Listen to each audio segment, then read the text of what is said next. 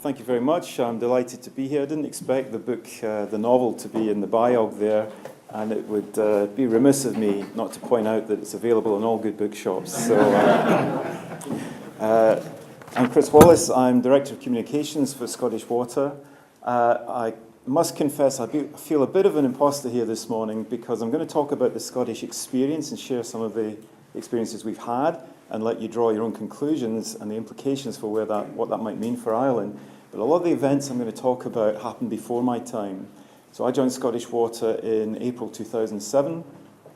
So I've clocked up 4.5 years, but this is an industry where people stay for a lifetime.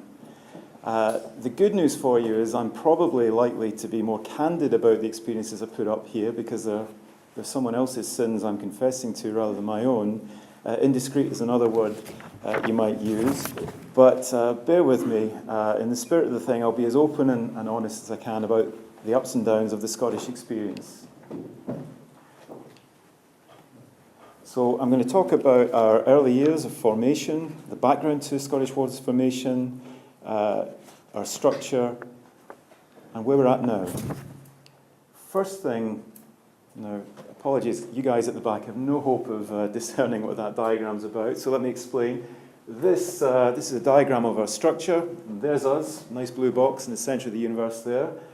All I want to point out, at the top of the box, it's got our owners, which is we are publicly owned, so Scottish Parliament owns us, and ministers are responsible for us. 100% owned by public, by government. And the other thing I'll point out is our regulators on either side here. Chief regulator for us is the Water Industry Commission of Scotland. And the other side, smaller regulator, but no less important, is the Drinking Water Quality Regulator. And I will point out in my dealings with my colleagues, these bodies, those two there, WICS and DWQR, they exist solely to regulate us. So we have one-on-one regulation. And these other bodies are on the bottom, the people who look after consumers, Public Service, Ombudsman, Consumer Focus Scotland, Environment Agency. We are the only water company that they regulate, because we are the state monopoly. But it's been pointed out to me on more than one occasion that one-on-one regulation is not ideal. You can get, it's a very, very small universe, isn't it? You can get endlessly reflective of each other, and you can get too immersed in each other's detail. And sometimes my colleagues look enviously down south where England and Wales water companies are one of 13 being regulated by Ofwat. I'm sure if you had a speaker from Ofwat, from one of the England and Wales companies, they'd say, we wish we had one-on-one regulation. Maybe it's something you never get right. But it's worthy of note. Early years for Scottish Water. What was the background to us being formed? In 1975, we had the creation of super regional councils within Scotland that took ownership for water and wastewater services. 1989, in England and Wales, they took two steps in one. They had economic regulation established in the form of Ofwat, and they privatised the regional authorities into the water companies we have today. Two steps in one. In Scotland, we went a different route. In 1996, we had 3 super regional water authorities, North, East and West. And 3 years later, 1999, we had economic regulation for the first time. And what our economic regulator in the form of WICS did was what it almost exclusively, and again, I'm sure if there was someone from WICS in the room right now, they'd be mightily offended by what I'm saying, but they just lifted wholesale what Ofwat had achieved in the previous 10 years. So everything that Ofwat was benchmarking, the newly formed Scottish Water in 2002 got hit on the head with when it was born. Now, there's not an economic regulator in the world, it's been pointed out to me, that's newly appointed, told to look at an industry. There's not a newly appointed economic regulator in the world that's going to look at that industry and say, hey guys, I'm sure you manage and run your industry really, really well. I'm sure it's all perfect. Just fill in these data sheets and you'll hear no more from me.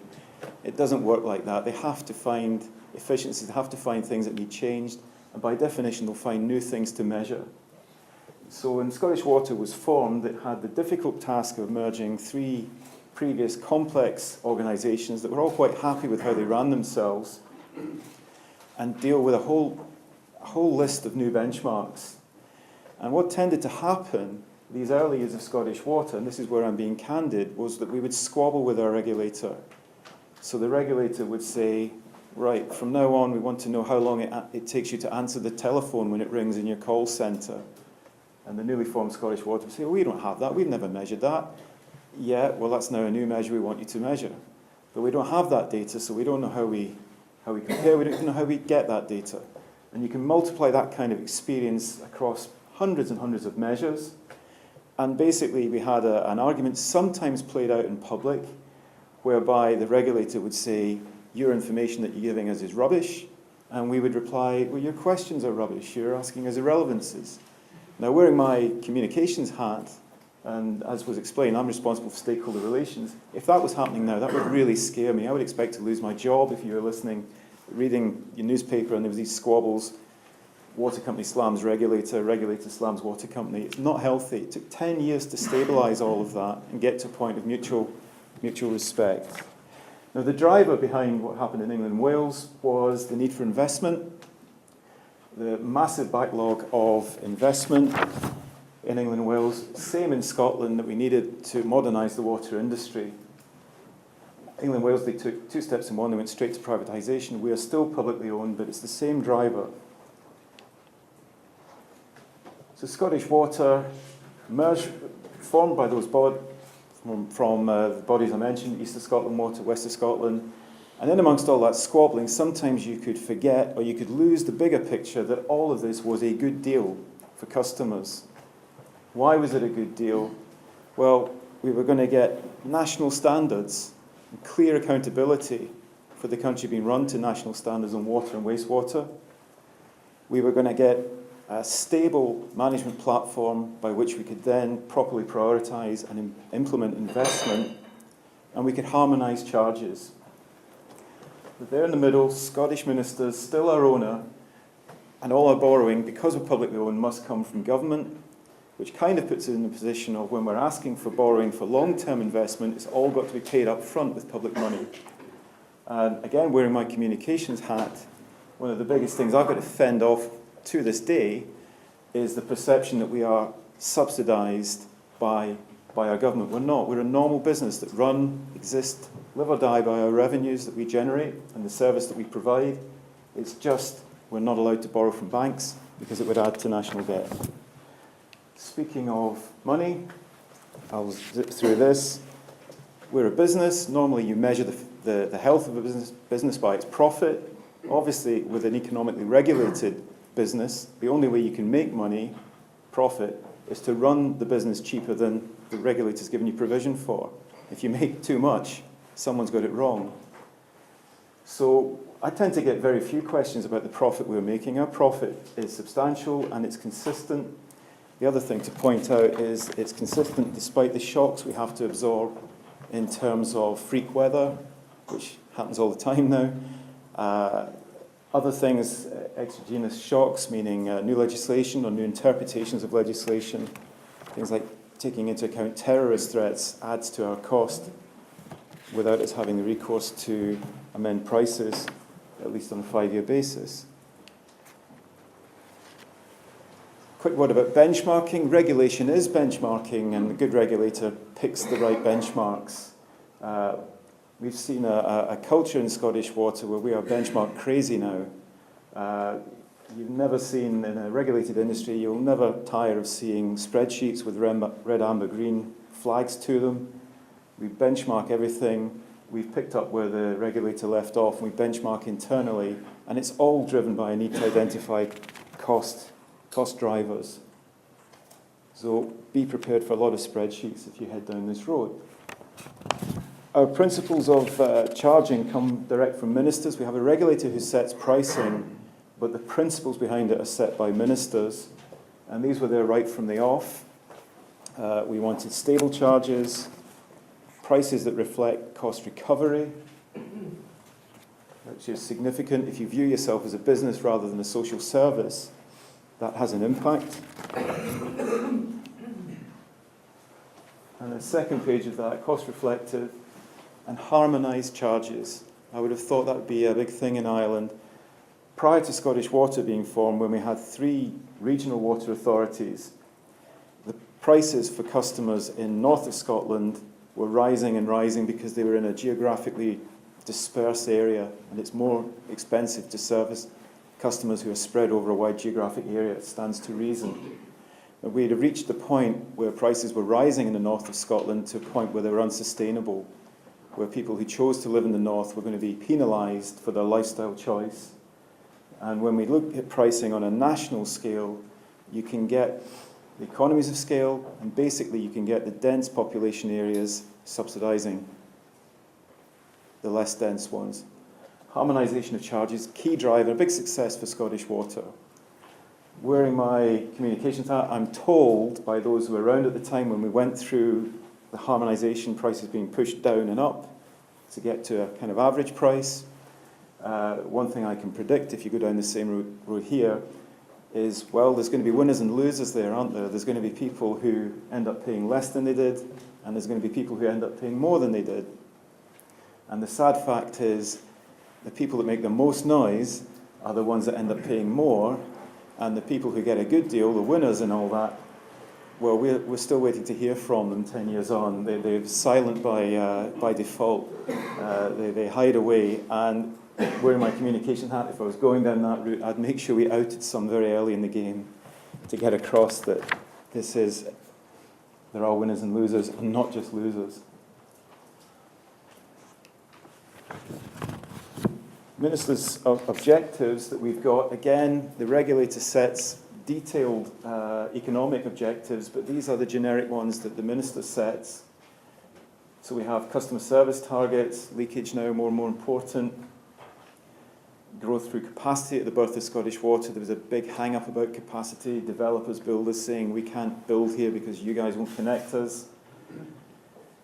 And at the bottom, we've got things like carbon emissions. There's more and more sensitivity about water and wastewater treatment being a process-heavy thing. Now, the sharp-eyed amongst you will realise that some of these actually cut across each other, don't they? How can you go on increasing capacity but reduce your carbon emissions in a process-heavy industry? How can you improve water quality and security of supply? How can you juggle all these? And these objectives in their own right make a good case for me about why you need a national water authority, because these are complex managerial things to balance and prioritise. And you certainly couldn't dream of tackling those in a microcosm on a regional basis. So I'm going to talk about where we got to. The initial challenge in our first regulatory period was to merge three complex organisations, all of whom were quite happy with how they were performing. We were set a daunting target from the regulator to reduce OPEX, operational costs, by 40%, improve all aspects of customer service, and a huge capital efficiency target there, deliver 2.3 billion worth of investment for 1.8. I'll deal with that first. When I joined in 2007, the scale of investment in Scottish Water's infrastructure was such that it was commonly quoted that just our investment programme alone accounted for over 40% of all civil engineering in Scotland going on at that time. So when you might look at that and think, well, you can easily get that kind of capital efficiency because you've got loads of money to spend, you can negotiate contractors down, whatever, and you can get 2.3 billion for 1.8. But by the time you're 40% of civil engineering, you're almost creating your own inflation. Your demand is pushing up the cost of supply. But these were targets that we met within that period. The 40% of OPEX cost accounts to about £150 million a year in 2001 prices, £192 million a year in today's prices. And at the end of our first 10 years, the regulator was quoted publicly saying that Scottish Water had saved the nation £1 billion over its 10-year existence through its efficiencies. And in terms of household charges, our average charge in Scotland is £324 a year for water customers. And you'll see where that puts us in a league table in a moment. But the regulator said that because of our efficiencies, that is £105 lower per year for the average customer in Scotland than it would have been otherwise. Significant savings. How did we get those savings? Well, it was a matter of headcount. Merging 3 organisations, get rid of 3 boards, 3 chief execs, all that paraphernalia. We had over 6,000 staff when we were born. Today we've got 3,500 staff. They've all gone voluntarily. There was never a mass cull. But we slimmed down, and the story of those first 4 years of regulation were all absolute intense focus on charges, getting costs down. Absolute no other focus other than reduce cost. Second regulatory period, we had the headroom, having made the financial savings, we had the headroom to start addressing customer service. Still massive investment target there, 2 billion. Leakage began to become part of the picture. One thing worth mentioning there, in Scotland we have the world's first competitive market in terms of water retailing. If you're a business customer in Scotland, you have a choice of water retailers, and we had to set ourselves up to deliver that, which took a lot of effort and a lot of time setting up those processes. Scottish Water has a retail subsidiary called Business Stream, and the market is successful in terms of being set up and established. It's about 3 years old now. You could query how successful it is, because if you measure the success by the amount of market change, our subsidiary still has 99% market share. So there's enormous amounts of customer inertia in there. So on one hand, we're entirely schizophrenic about this. We're very proud of setting it up. But there are those that say, if we put the same amount of focus and energy into setting up this market into another area of, say, customer service or carbon, would we have had a better return on our energy? And looking forward very quickly, regulatory challenge now is to get our customer service levels on a par with the best in England and Wales, still deliver investment. We've got leakage targets more and more stringent, and we've still got further development to do on the retail market. Where are we now? Just a couple of charts here. What this shows, the first 4 years of Scottish Water here, this is a measure of customer service. For those of you not familiar with the water industry in the UK, customer service is measured by a measure called OPA, Overall Performance Assessment, which is a basket of measures, 130 odd measures, including how fast do you answer the phone, to how fast do you fix leaks, how long do you let customers go without supply before you bring them back into supply. And when we were kicked off, our OPA score, 161 versus the average in England of 300. There's the current England and Wales situation, and you can see that we've tracked right up there. We're now pushing on. So it was all about closing the gap and then catching up, and now we're looking to be right amongst the pack, the very best in terms of customer service. Impact on prices, this is a league table that you want to be at the bottom of. There's our 324, puts us in the lowest 3 in England and Wales. So we've managed to dramatically improve customer service and keep prices stable, and we're drifting to be one of the very best in terms of pricing. This is our corporate statement, which is 2 years old. I want to draw your attention to the fact that we actually have a corporate mission, because everything I've talked about up till now is the drivers and the impetus and dynamic for change coming externally, either from government or from regulator. And I guess it's a sign of how we're maturing that we're now looking to push and drive ourselves.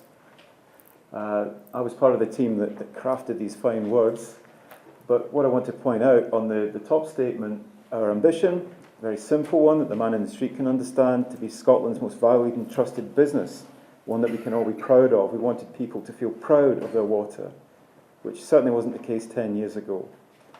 We believe we've got some of the finest water in the world, and we'd like to be famous for it, like to be famous for providing it. The other thing to note is that we're calling ourselves a business. That's significant in water, because many people see it as a social service, and our learning is you have to be a business to make the kind of hard-headed economic choices, to drive efficiency. You have to wear a business hat, and sometimes we have to remind stakeholders when they ask us, can you do this for free, can you sort that out? I know it's not cost effective, but it's a community that needs whatever. You're either a business 100% of the time or you're not, and that's a key learning for us. Underneath the words are all about the pillars of the vision that will help us get there. about being financially strong. Responsible is a key driver for us. Doing the right thing by Scotland. For all that we're a business, we will always look to do the right thing by Scotland. This is the last chart I'll finish on. We are different. We're a public body that views itself as a business. Our success is Scotland's success. Right now, the buzzword of the moment is hydronation. Our government in Scotland is very keen on that. I notice your minister has referred to the same concepts as well. What does hydronation mean? Well, I could be up here for another few hours and still not explained it. But hydronation, basically, in its essence, high-level concept is nations like Scotland, like Ireland, are rich in water resource. Which is a polite way of saying it rains a lot. We've got lots of catchments. So we're rich in water resource, lots of raw water, and we're in a world today that's getting drier. It's drying out across southern Mediterranean, Africa, you name it. And the process cost of water is getting more and more apparent. Now, if the world's getting drier and you've got lots of water, there should be economic advantage, shouldn't there? You should start attracting industries that are water dependent. You should start producing things that have a high water quantity. And there should, somewhere along the line, be an economic advantage in that. Whether you're talking on a 10, 30, 50-year time horizon, that will arrive as the world gets drier. And what our government's concerned about is how do you gear yourself up to realise that economic advantage quicker than anyone else. So if you were in Scotland, you hear our ministers talk about that. I've been in conferences like this and our minister has talked about Australia drying up. You can't emigrate to Australia anymore because shortage of water to feed its population. We haven't quite figured out how Scotland can solve that for Australia, but anyone's got any ideas, be very welcome to hear them. But hydronation, how do you make the most of your water resource and your water expertise? So I started off with a graph, a chart that showed Scottish Water, its birth being regional, then super-regional, then national. Our government's encouraging us to think internationally. That's the final stage for Scottish Water. Take its expertise abroad, and if we can find a way, take the water in some form or another abroad. I'll conclude there.